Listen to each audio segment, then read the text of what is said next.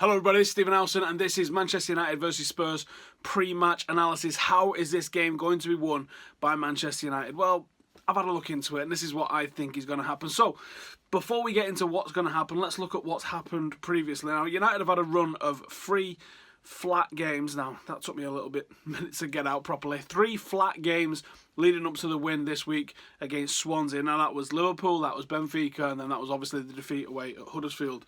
Those games may have been a warning sign, but as I said all along, up until the Huddersfield game, you're taking those results. You're taking a result away in Europe winning, and you're taking a point away at Anfield, despite what some people have thrown their teddies out of pram saying, you can't accept a point at Anfield. You absolutely can. If you draw your aways and you win your homes, you absolutely can against your top 6, top 4 rivals. You absolutely can. Where this entitlement to think that we can go to places like Anfield and just turn up and beat them, that's utter nonsense. You love that result, but you take a draw if you can get it. And obviously we weren't in great form. We didn't deserve to win, absolutely. But you are definitely taking the point if the point is on offer. So I think the international break had a bit of a play in what happened from the Liverpool game. It took the momentum away from us. Now, I think we lost Pogba. Momentum carried us through a couple of those games. I think it was a couple of those games. And we were still putting big numbers up and we were still winning the games quite comfortably. And I think that momentum dried up after the international break. The international break comes and goes. Then we go to Liverpool. We didn't have anyone that was brave enough to take, or with the quality enough to take the ball away. Paul Pogba does, and then start distributing it around the pitch. We didn't have anybody of that quality. That's what Paul Pogba brings to this team. Same thing against Benfica. We was sloppy, for want of a better word, in possession. There wasn't really anybody that we could turn to that would put their foot on the ball and dictate a game. That's what Paul Pogba brings to Manchester United. Huddersfield, there was a comedy of errors. Individual errors conceding for the goals, hard work and everything else from Huddersfield. It came together that they was going to win that game and there's no excuse for it. We have to do better. We was always going to lose some games this year. Let's hope that's one of the few that we can just scratch up to one of those days and move on from it. Now, Spurs come to Old Trafford in great form. Everybody, wind at their back, you know what I mean? Everyone praising them for how good they've done. Got a decent result away at Real Madrid.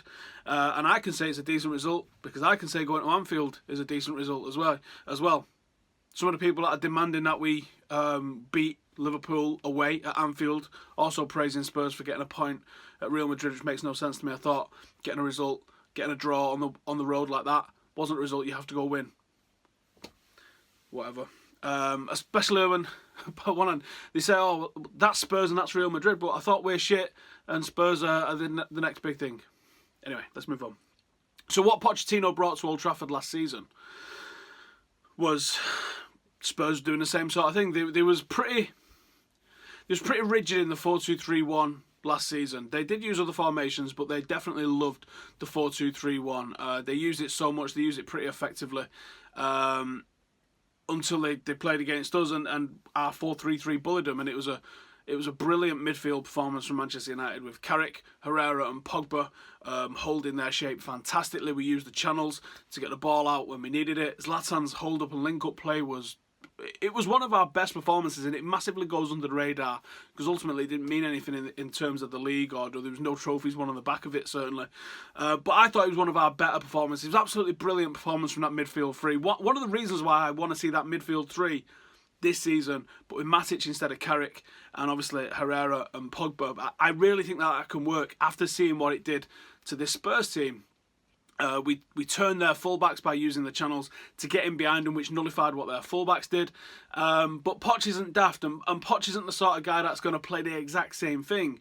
We let Spurs have possession in that game, but we let them have it on our terms. We let them pass it around about the halfway line, somewhere where it's not going to hurt us. And we kept a rigid shape out of possession, and then we quickly countered, we transitioned fast, and we moved it through the thirds brilliantly. And that's the sort of thing that we've lacked over those last 3 or 4 games. Even Swansea, to be honest, it wasn't the best performance. It was pretty professional, but Swansea didn't really put up a test for us, did they? So that was a full-strength Spurs side, and it was as close to what you could hope to see from a full-strength Tottenham team, and they was just dealt with. So before I get into what I expect is going to happen this season, tomorrow, today, at Old Trafford, this video is sponsored by Quiff. And if you want to get in the mixer with it, Quiffit is a gambling app, so make sure you're over 18 and all that kind of jazz. The link is in the description below, and it's just another different way to do a little bit of your accas at the weekend. They randomly turbo boost just the craziest odds out of there. They will randomly, it's literally random as well. I'd love to be able to sit here and say, this one got quiffed up crazy. This one hasn't been quiffed up crazy. But this is what I'm going for. I've got a couple of dodgy games in there. Definitely a couple of dodgy games. Picking United for a straight up win. City to win by a couple of goals. I just try and get it like off a five or up to about £1,000 or something like that. So there's some risky bets in there. You know what I mean? I've got Bournemouth to beat Chelsea. Is that a risky one? I don't know. You know, we'll find out, won't we? But if you want to get in the mixer, they support this podcast, this YouTube channel. So hit the link below. Give it a download. It's completely free to have a go. Obviously, you're going to have to throw some money at it if you want to do a bit of gambling as well. But check the odds out and see for yourself. They're supporting me, so please go and support them. As I said, it's free. Hit the link in the description below.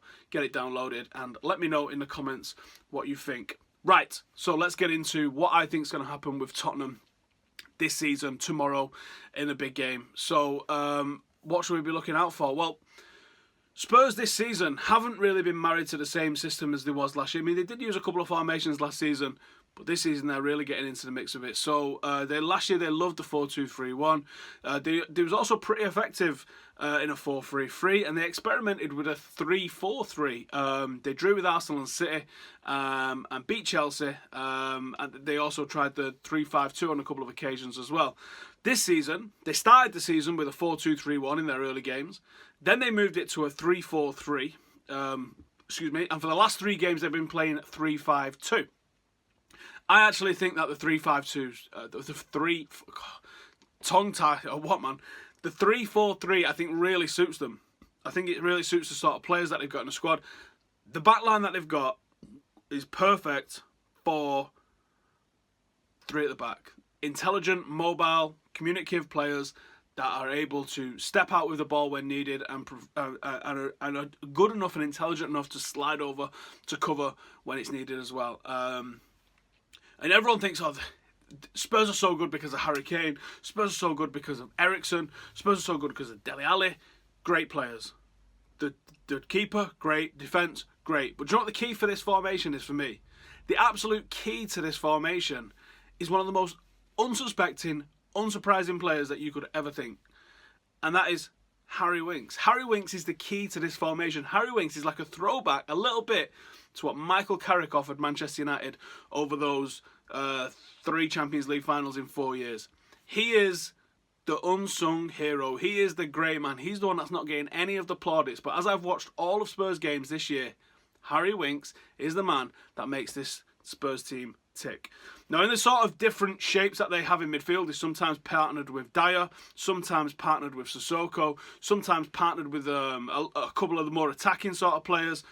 But he's a deep-lying playmaker, very much in that Carrick role. He gets loads of time in possession, and you'll see him hitting long balls over the top. You'll see him hitting balls straight direct for someone like Kane to run onto. You're seeing him hitting it into the channels. This is the guy that's going to hurt you from distance. He is the guy that starts the attacks. Watch him closely tomorrow and see what he does. And also see what Manchester United do with him. I would love to see United play 3 in the middle tomorrow. Because if we played 3 in the middle tomorrow, I think we would get a similar result to what we got yesterday if we had the 3 players to play in midfield. I don't think we've got the 3 players to play in midfield. By the sounds of it, there's nobody extra going to be fit. Tuanzebe is knocking at the door now for a first-team opportunity. Is he going to give it him in defence? Don't think so. Harry Kane, if he is genuinely missing, which I've got my doubts on, that's a big blow for Tottenham. That would mean that United could potentially look at dealing with somebody in midfield more closely rather than the centre forward. Because if Harry Kane's playing, you're going to have to put someone like Bailly on him if Bailly's fit. Doesn't sound like he's going to be fit. So I don't know how you deal with and keep Harry Kane quiet, because let's face it, he's one of the top Premier League strikers, if not the, and he's one of the top strikers in world football. You have to have an individual plan for that guy because he's that good. But I also think that you've got to stop that midfield. And if you stop that midfield, it's not just about stopping Kane and Eriksen and Ali. It's not just about stopping those guys and the supply that goes to those guys. It's about stopping what Winks does. And it's about stopping the space and time that he seems to have. He finds himself in great areas. His movement's really good. And his game intelligence is really good. And he finds himself in the places where he's got the maximum amount of time. And then he's got the technical ability to go and put the pass exactly where he wants it. So do me a favour, tomorrow while you're watching the game, if he plays, and I'm sure he will, Harry Winks, watch what he does with the ball. I'm not saying that's the sort of player that United need. I think we've probably got that covered more or less with Matic and Pogba. I think he's an excellent, very underrated player. And I think he's one of the ones that makes this Spurs team really tick. And of course, Harry Kane. If he's playing, he's a nightmare. He's starting to get to the sort of strike rate at the moment where you look at their overall accuracy, it's around about 30%, and that is in the elite bracket. And he's in there. You have to have a plan for him. I don't know if he's going to be playing. I genuinely hope he's not, but we'll find out what goes on. If Bailly was fit and available, I'd be pretty confident. Looks like both of them are probably going to miss out, so we'll figure it out as it comes. Prediction-wise, I don't know if I genuinely believe that United are going to scrape this or if I just am projecting that United are going to scrape this. I genuinely think it's probably going to be a draw after everything that I've said. I think it's probably going to be a draw. And as I've said all season, that's not good enough. You have to win your home games. You can't be picking up draws at home. A draw is a result for the away team. They've stopped you taking points at home where you should be winning all your games. Now, you never win all your games, but you should set out to win all of your games, and you can't accept drawing at home. But that being said, I do think it's going to be a draw. That's it for today. Let me know in the comments what you think in terms of score prediction, what you think in terms of starting 11 prediction. I haven't done a starting 11 prediction because I don't know who's fit, so I can't even begin to think how we're going to line up for this game. I hope it's 3 in the midfield. It might even be 3 at the back. You let me know in the comments exactly what you think. And if you've not seen it already, you need to go and check out the Paddy Evra vlog because it's absolutely banging. And we need 10,000 likes before he'll come and do the podcast. So get over there, go like it, and I'll see you in the next one. Laters.